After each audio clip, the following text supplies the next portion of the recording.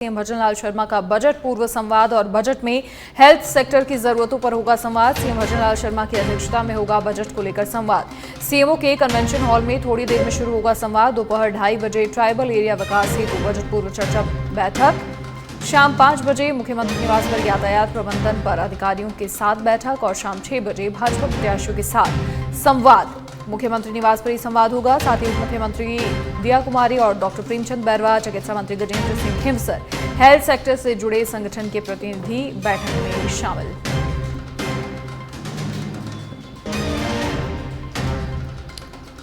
तो बजट पूर्व संवाद और हेल्थ सेक्टर से जुड़े संगठन के प्रतिनिधि बैठक में शामिल होंगे। चिकित्सा मंत्री मौजूद रहेंगे, साथ ही दोनों ही डेप्यूटी चीफ मिनिस्टर्स की मौजूदगी रहेगी।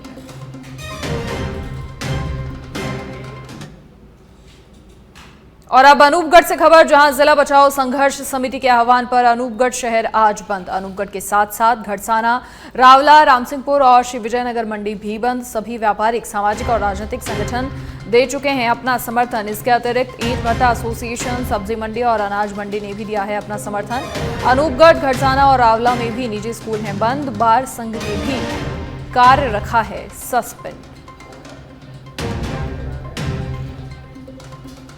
तो अनूपगढ़ शहर आज बंद। जिला बचाओ संघर्ष समिति की ओर से बंद का यह आह्वान किया गया है और इस बंद को सभी व्यापारिक, सामाजिक और राजनीतिक संगठन भी अपना समर्थन दे चुके हैं। इसके अलावा ईंट भट्टा एसोसिएशन, सब्जी मंडी और अनाज मंडी ने भी अपना समर्थन दिया है। अनूपगढ़, घड़साना और रावला में भी निजी स्कूल बंद हैं। बार संघ ने भी कार्य सस्पेंड रखा है।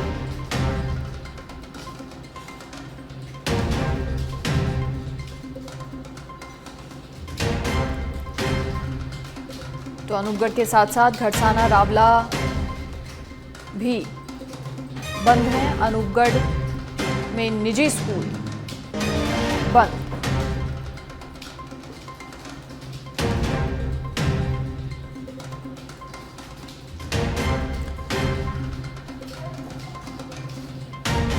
साथ ही बार संघ ने भी कार्य सस्पेंड रखा है।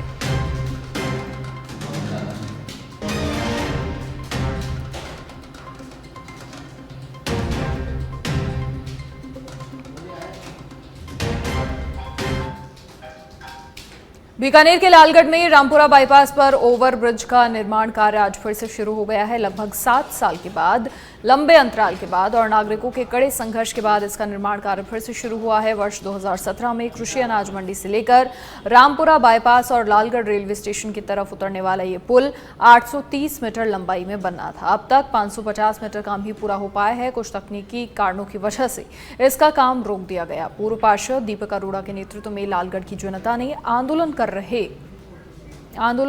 इसे फिर से शुरू करवाया है।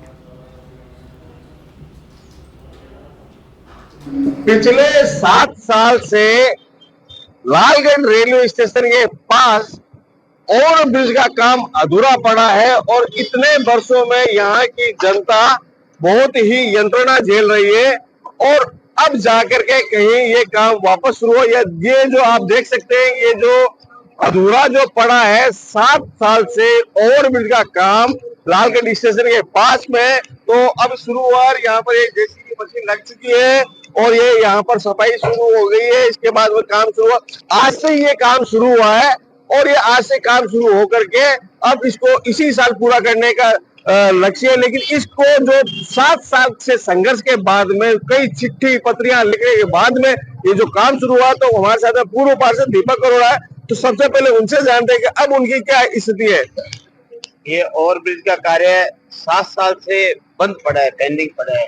हमने लगातार कलेक्टर को, राज्य सरकार को, केंद्र सरकार को आंदोलन की चेतावनी दी, लेटर लिखे। उसके प्रयासरत आज कार्य शुरू हुआ है।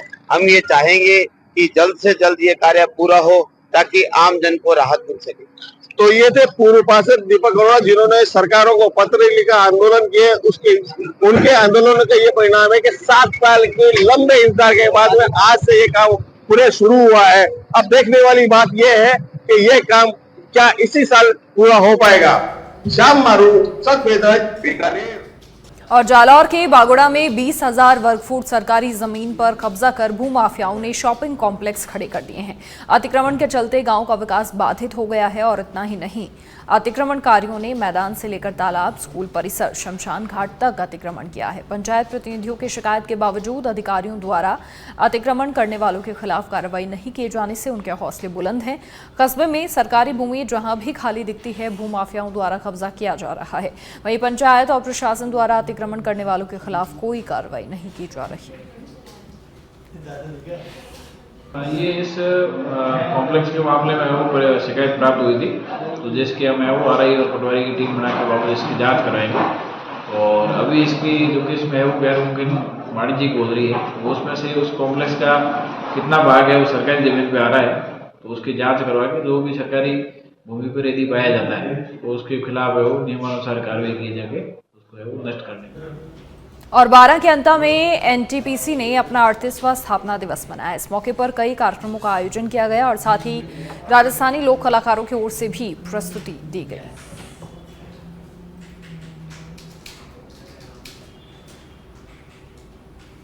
एनटीपीसी ने अपना 38वां स्थापना दिवस मनाया। रंगारंग कार्यक्रमों का यहां पर आयोजन हुआ, सांस्कृतिक कार्यक्रमों की प्रस्तुतियां दी गई। और झुंझुनू जिले में सर्दी का सितम लगातार जारी है। ग्रामीण इलाकों में आज भी कोहरा छाया हुआ है। कोहरे और सर्द हवाओं के कारण जनजीवन प्रभावित है। सर्द हवाओं के कारण गलन और ठिठुरन बढ़ी हुई है। सर्द हवाओं के कारण न्यूनतम तापमान में गिरावट का दौर जारी है और आज पिलानी मौसम केंद्र पर न्यूनतम तापमान 6.4 डिग्री सेल्सियस दर्ज किया गया। मौसम विभाग ने 19 जनवरी तक जिले के लिए येलो अलर्ट जारी किया है। मौसम विभाग ने आज कोल्ड डे की चेतावनी जारी की है। सर्द के बढ़े असर और सर्द हवाओं के कारण लोग सर्दी से बचने के लिए अलाव और हीटर का सहारा ले रहे हैं।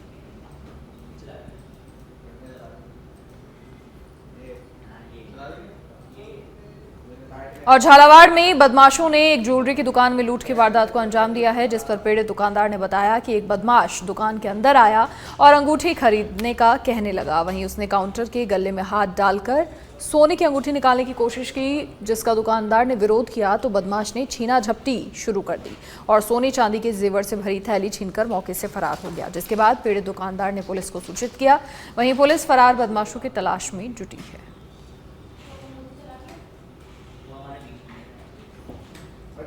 मामला, 2 लड़के आए थे दुकान पे मेरी, मैं सराफा व्यापारी हूँ।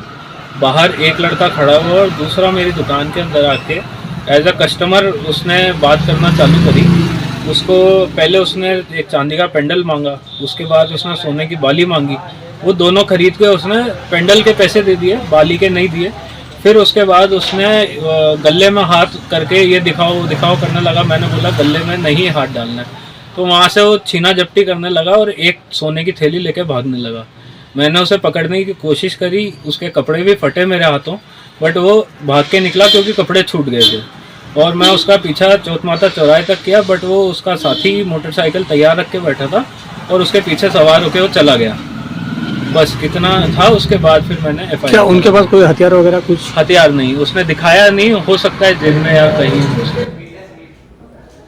टोंक के डिगी थाने में 2 युवकों से अमानवीय मारपीट का मामला सामने आया, जब पुलिस 2 युवकों को पकड़कर थाने ले आई और इस दौरान जब ग्रामीण वहां पहुंचे तो पुलिस ने ग्रामीणों के साथ बदसलूकी की और साथ ही पुलिस ने दोनों युवकों को रिहा करने के बदले 10,000 रुपए की रिश्वत की मांग के आरोप भी लगे हैं। आपको बता दें, घटना को लेकर परिजनों और ग्रामीणों ने कलेक्ट्रेट SP कार्यालय पर प्रदर्शन किया और कार्रवाई की मांग की। परिजनों की माने तो एक युवक को इतना पीटा गया कि युवक की किडनी में गंभीर चोट आई है।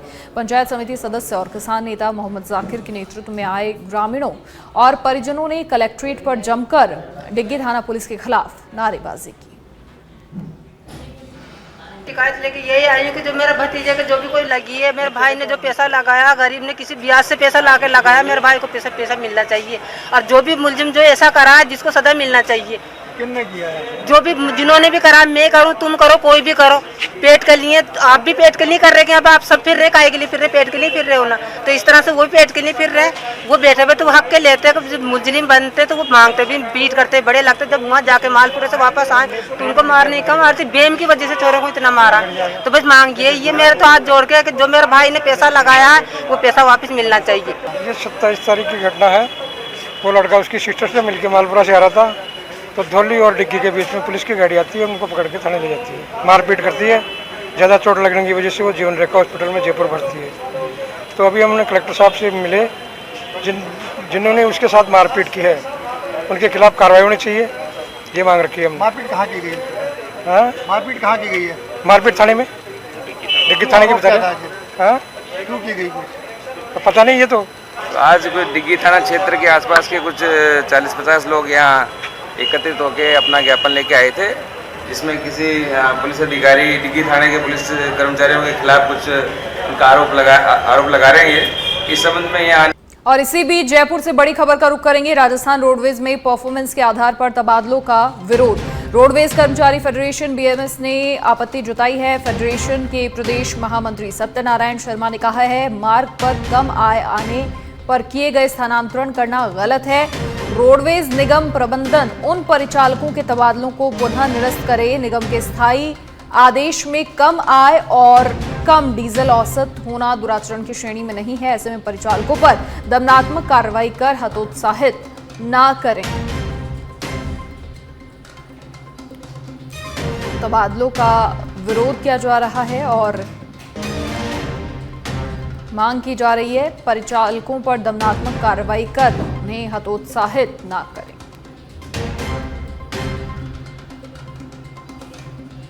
राजस्थान रोडवेज में परफॉर्मेंस के आधार पर तबादलों का विरोध हो रहा है।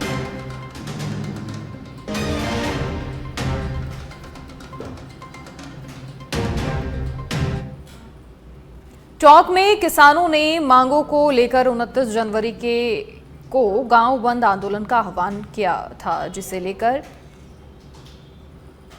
किसान महापंचायत के राष्ट्रीय अध्यक्ष रामपाल जाट जिला मुख्यालय आए और यहां किसान महापंचायत के पदाधिकारियों से चर्चा की और गांव बंद आंदोलन को सफल बनाने का आह्वान किया। इस मौके पर मीडिया से बातचीत में रामपाल जाट ने कहा कि गांव बंद आंदोलन के लिए जागरण के लिए प्रथम चरण में 20 जिलों में प्रवास पूरा हो चुका है। इस आंदोलन में राजस्थान के 45,537 गाँव बंद होंगे। इस आंदोलन में सरकार के सामने सिंधु जल समझौते की पालना नहीं की जाने से पाकिस्तान जाने वाले पानी को रोकने, माही परियोजना के पानी के लिए वर्ष 1966 में हुए समझौते की पालना करने, ईआरसीपी के ओएमयू को सार्वजनिक करने,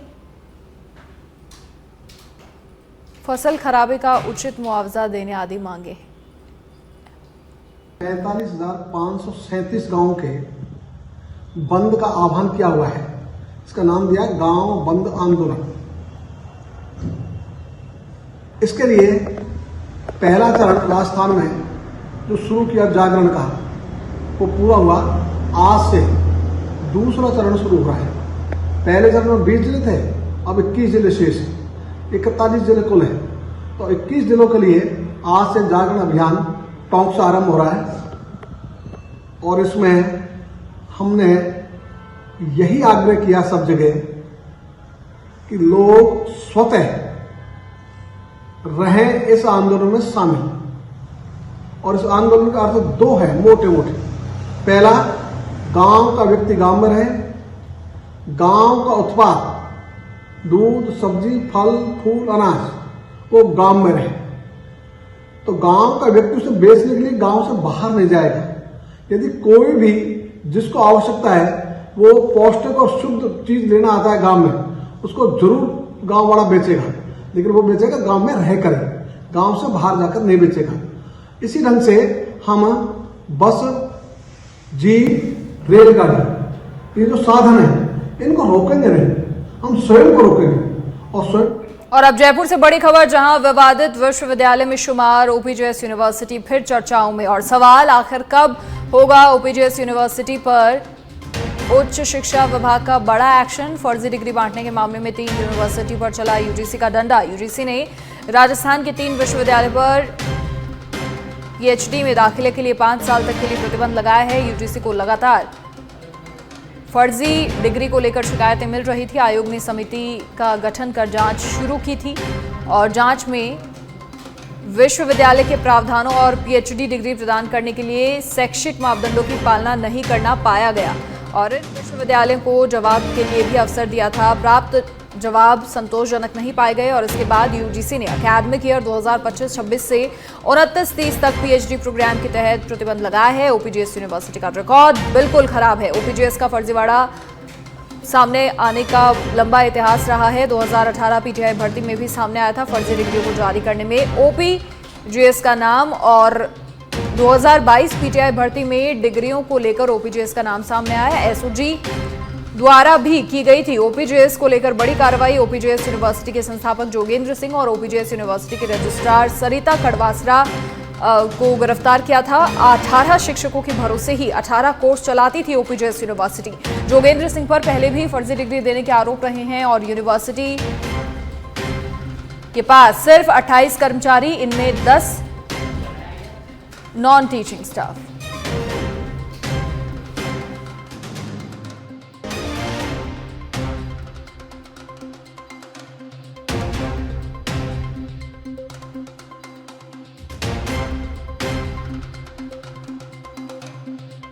कुणाल भटनागर फोन लाइन पर जुड़ गए हैं। कुणाल, देखिए एसओजी द्वारा ओपीजीएस यूनिवर्सिटी को लेकर पहले भी बड़ी कार्रवाई की गई थी और अब जो है तकरीबन 3 यूनिवर्सिटीज के नाम सामने आए हैं जिन पर पीएचडी कराने के लिए अगले 5 साल के लिए प्रतिबंध पूरी तरह से लगाया गया है और ओपीजीएस का तो पुराना इतिहास रहा है फर्जीवाड़े। आपको बता दें कि लगातार जो है एसओजी के द्वारा फर्जी डिग्रियों को लेकर कार्रवाई की जा रही थी। सच बेधड़क पिछले 1 साल से ओपीजीएस में किस तरह से गड़बड़ी चल रही है इसको लेकर लगातार खबरें प्रसारित करता रहा है और एसओजी ने तकरीबन 3 से 4 महीने पहले इस पूरे मामले को लेकर जो है बड़ी कार्रवाई की थी, जिसमें जो संचालक और रजिस्ट्रार हैं यूनिवर्सिटी के उनको जो है गिरफ्तार किया था। अभी वो जो है केंद्रीय कारागृह में है। इसके अलावा बता दें क्योंकि 2018 में भी इसने पीटीआई भर्ती में जो है फर्जीवाड़ा किया था, जिसके बाद रिकॉर्ड जलाने की बात जो है सामने आई थी। उस समय भी जो है गंभीर आरोप जो है ओपीजीएस यूनिवर्सिटी पर लगे थे और जिस तरह की अनियमितताएं यूनिवर्सिटी में चल रही हैं, पीएचडी को लेकर जिस तरह की अनियमितताएं मिली, उसके बाद यूजीसी में इस पूरे मामले को लेकर जो है शिकायत गई और उसके लिए एक जांच कमेटी का गठन किया गया था और गठन के बाद जब जवाब मांगा गया तो संतुष्ट पूर्वक जवाब नहीं दिया गया। इसको लेकर जो है 3 विश्वविद्यालयों पर जो है कार्रवाई की गई है, जिसमें ओपीजीएस यूनिवर्सिटी का नाम भी शामिल है। अब ये 2029-30 तक जो है पीएचडी नहीं करवा पाएंगे। 5 साल के लिए इनको जो है प्रतिबंधित कर दिया गया है। मनीषा, चलिए शुक्रिया कुणाल जानकारी साझा करने के लिए आपका। तो जांच में राजस्थान के 3 विश्वविद्यालय में प्रावधानों और इसी के साथ पीएचडी डिग्री प्रदान करने के लिए शैक्षिक मापदंडों की पालना नहीं करना पाया गया।